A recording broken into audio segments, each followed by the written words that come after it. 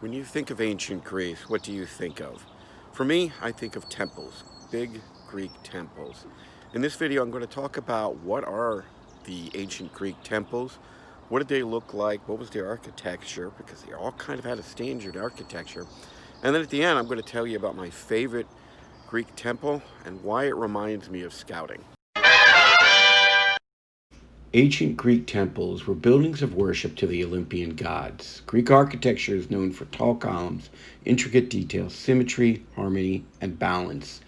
The style of architecture is still copied today in government buildings and monuments throughout the world. Greek temple design was fairly simple. The outside was surrounded by a row of columns.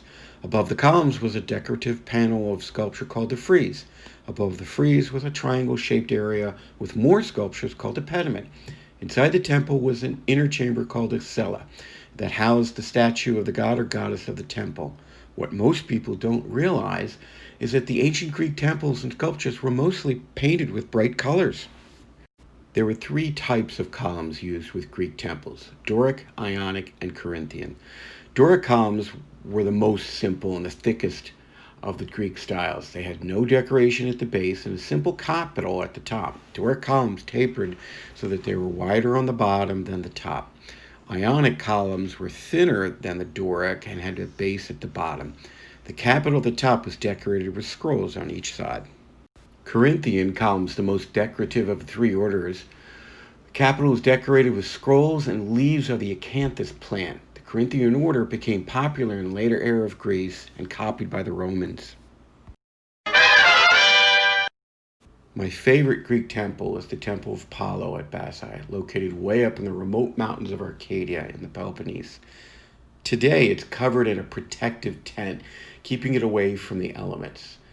That has caused it to be very well preserved, but this is an unusual temple. It was built in 400 to 450 BC. The temple was aligned north-south in contrast to the majority of temples that are aligned east-west. It did have a doorway for the sun to shine in on the statue of Apollo. The temple is also unusual in that it has examples of all three classical orders used in ancient Greek architecture. Doric columns form the peristyle, Ionic columns form the porch, and Corinthian columns feature in the interior. This temple has an additional feature which is surprising. It makes me think of the Scout motto, "Be prepared." Usually these huge stone temples are placed down on a foundation of bedrock. The Temple of Basi was placed on top of a layer of marble dust with stone and terracotta blocks. This is because the architects knew the area was prone to earthquakes, so they designed the temple to be prepared for this. The layer of dust and blocks acted like a shock absorber on a car. That's why it's still in good shape 2,000 years later. Much like the Scouts, the architects were thinking ahead and being prepared.